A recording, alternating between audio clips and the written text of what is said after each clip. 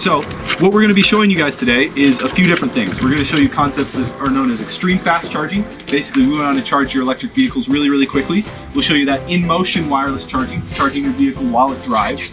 And then we'll show you static wireless charging as well. So charging your vehicle when you park up for, say, work, going to school, or whatever have you. All right? Just going to stand in front of that.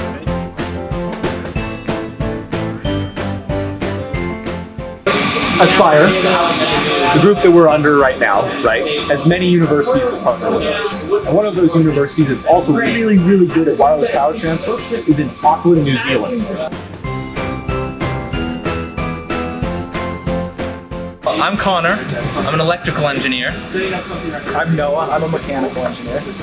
We've both been working at this lab for a while and helping build and test all of these electronics and this technology that we use for charging electric vehicles. I always thought electricity was cool. I wanted to learn how it works because it seems like a mystery, it seems like magic sometimes. And so that's why I wanted to learn that. And then when I started going to college for electrical engineering, I learned about this lab and the stuff they're doing with power, and that really interested me. I wanted to know how the power grid works. Those substations on the side of the road, I wanted to know, what's going on. In this station, we're going to talk about charging things just when they're static or when they're staying stationary. That includes plugging in a cord to your electric vehicle as well as wireless charging. Do any of you have the cool wireless chargers for your phone? Yeah? You've seen how those work? So this is the same technology right here. Basically you have a wire that makes a coil. It just wraps around itself and we run electricity through it. And then you have something like your phone or an electric vehicle that also has a wire running around it. This doesn't have any electricity through it. But when you run electricity through this wire, it creates this magnetic field. Kind of like a magnet, it has a magnetic field that attracts. And when you put this wire close to the magnetic field, it actually transfers power, even though they're not touching. Same as your phone does. What's kind of cool about this technology, this is small scale. What we're trying to do is scale it up a lot bigger. It's car size. So that's what this guy is. This guy is eventually going to go into a semi-truck. So we're when we talk about scaling it up, we're scaling it up from phones to cars to the biggest types of cars and the biggest types of vehicles that we can. To make it as accessible for all industries as possible. So do you guys know how much power your phone takes to charge? Yeah, around 1 to 5 watts. Yeah, 1 to 5 watts. The really fast chargers can maybe do 20. Do you want to guess this thing? This is for a plug-in charger for an electric vehicle. How much power do you think this requires?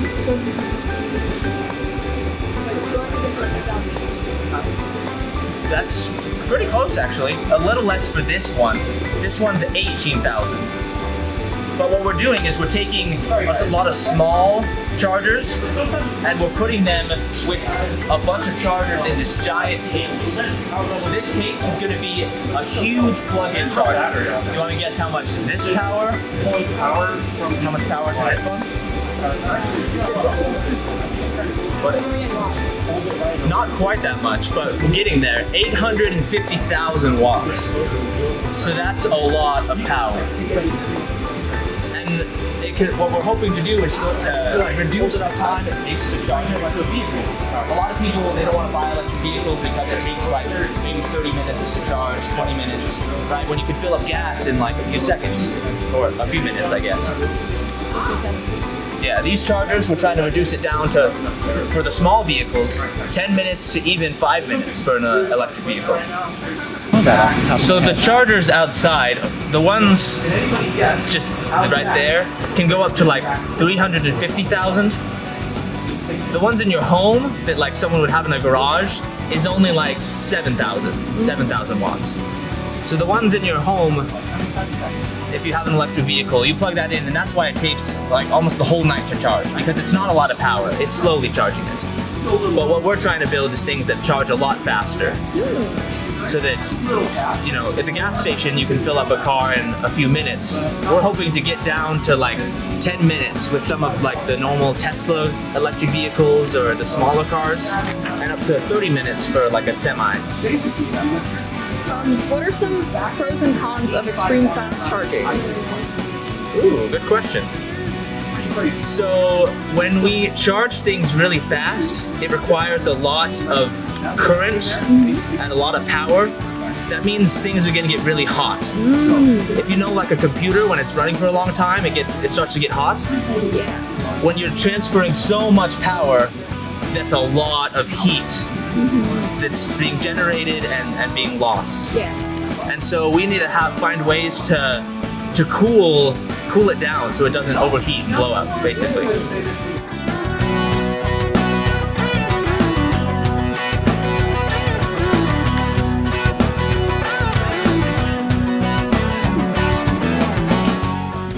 What do you know about this bus? It's a bus. It's a bus and it's electric and you built it so that it will charge on your track. Absolutely, that's exactly right. And not just charge on our track, but wirelessly charge while we are driving around, otherwise known as dynamic charging. As you can see here in the graph, we're passing over the blue section with the panels, and look at that state of charge curve. It is slowly going up as we are driving over. And so that is showing the bus currently charging. And as we round, and all those little blue notches around that track are different paths. There. So then as we leave the pad, we kind of start decreasing and we start using energy. Does that make sense? So you guys have now learned about stuff on the bus, static wireless charging, and extreme fast charging. So can anybody give a guess on how in-motion charging works? They kind of explain that it's like coils in the ground, kind of like static charging, wireless static charging, but you're connecting and disconnecting from each one. That's exactly it. So this little track-based system is the same concept, it's just that it's one contiguous track, in the sense that there's not multiple paths. When I show you over there, you'll see the multiple distinct static chargers that have been lined up next to each other to actually allow for dynamic charging. Okay? Has anybody heard of the band AC/DC? Do you know what AC/DC stands for? It stands for power, because that's electricity, and that's why their symbol's the thunderbolt. Okay? AC and DC stand for two things. The first is alternating current and direct current. Okay? Can anybody guess what those two things mean? So direct current, exactly. You turn it on and it stays at a certain value. Alternating current, you turn it on and it goes back and forth, back and forth, back and forth. You can actually see that here on this oscilloscope. That back and forth, back and forth, back and forth. Okay? So your wall outlet power is 120 hertz in that it goes back and forth 120 times a second. So the way we actually generate these magnetic fields is we do that, but on a much faster scale. Anybody want to take a guess on how fast? 5,000? 85,000 times a second. So I say 1 Mississippi, and this thing is gone back and forth 85,000 times. That's sort of crazy, right? So that is alternating current, and then direct current is actually what we can use to, say, charge your battery on your phone and stuff like that. So inside these cars, take a gander at that one, is electronics that actually convert that alternating current back to DC current, and that's how we can run your systems. Okay? So we're going to walk over to the rail system. I'm going to show you the demonstration of that. Basically, if you were to scale that little one up to the same size up here, it's actually infeasible to generate currents that go along such a big track for a bunch of reasons. Okay? But if we break it up into little smaller sections, we can do the same thing and everything works out just fine. So same principle and everything like that. And what you're going to be able to see is down below, these are the coils that would be embedded in the ground, right? Same thing that you'd see right over there. You've got the same coils, they're embedded in the ground. This little cart right here basically gets to act like our vehicle. Okay? It's got a coil, just like we saw in those cars over there, that is attached to the bottom. It then has the same electronics that exist over on that little car right up here, and then we can run it just like we would a car. This allows us to test all of our designs in a very controlled environment. Because, you know, if we were to go out there on the bus, right, and try and line everything up perfectly and somebody just jiggles the wheel and our waveforms get a little funky, it's not very good to figure out exactly what's happening in our system, okay? what you'll see on this screen right here is that direct current that can charge your battery. So basically what's going to happen is that we're pulling power from one of our big power supplies in the back over there. It's coming in, energizing these pads, generating at 85,000 times a second cycle, going into the second pad, getting rectified to direct current, and that's what you'll be able to see on the screen right here, all right? The concept of these pads are actually going to be embedded in concrete and then put into the roads like little segments, puzzle pieces, right? The most expensive part of an electric car, the battery. Heaviest part, so we want cars to be light, so they use less energy. Heaviest part of a EV? Battery. It's also the most expensive part. Most expensive. Most dangerous, hardest to work on? Battery. Are you seeing a trend here? Most polluting part to manufacture? Battery. So we want to try to shrink the battery size down as much as we can. If you can drive even on the freeways, wirelessly charging, your battery size shrinks dramatically. Why would the new batteries be smaller? Most of the driving that we do that's long distance is on the freeway. So if we could wirelessly charge even just along the interstates, then suddenly we don't need as big of a battery because we can be charging for most of our trip. So then we just need a battery to get off the freeway or wherever we're going. Basically, you wouldn't need any energy from your battery while we charged you while you drive. So the efficiency of that plug-in charger is in the range of 91 to 98% efficient. Okay, so the amount of power that we put in, 98% of that will reach the battery on the vehicle. Does anybody want to take a guess what the efficiency of this system is right here?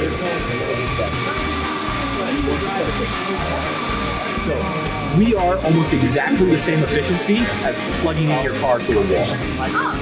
So think about this. Think about, there's so many people that are driving electric vehicles currently, right? And it's only going to continue to go up. It's getting popular and popular. And so when do you think the most popular time to charge your car is? What do you think that is? Maybe, would you guys agree that like when you get home from work and you park your car or your EV in the garage, you hook it up to the charging, would you agree that would probably be like a really popular time for most people to charge? Yeah. So that's one of the kind of the advantages with wireless charging is it gets more popular, and as we have more roadways that support it, it's going to help offset that, because if you think about how much stress it would put on like a grid, if everybody at the same time were driving home and parking their EV and then charging it, you're going to be demanding a lot of power, and so with having wireless charging embedded into the roads, it helps offset that a little bit, so that way we're not stressing the grid out too much, and then we're just kind of maximizing its efficiency. Does that make sense? People are going to be charging their vehicles at night. Solar panels don't receive power at night. So what we want to do is we also have the use of batteries and big batteries that can store a lot of power, so that way in the day it's going to take the energy that is produced from the sunlight and it's going to store it in a battery, and that way we can still deliver the power to those vehicles in the nighttime when they're going to be needing that power and when they're going to be needing the charge. And the best part about some of the technology that we're working on is taking the old batteries from the EVs and using them for those grid applications. Because when a battery hits about 80% state of charge of its battery life, it starts becoming not very practical to use. Like when your phone's battery goes down, it doesn't last all day long and you have issues, and that's when a lot of people get a new phone. But taking those current batteries that are no longer being used and using them for a grid, they're still usable up until about 20% of their overall life. So as soon as these guys plow through, we'll just plow through behind them. You can give them your safety glasses. But I hope you guys enjoyed coming today. We did.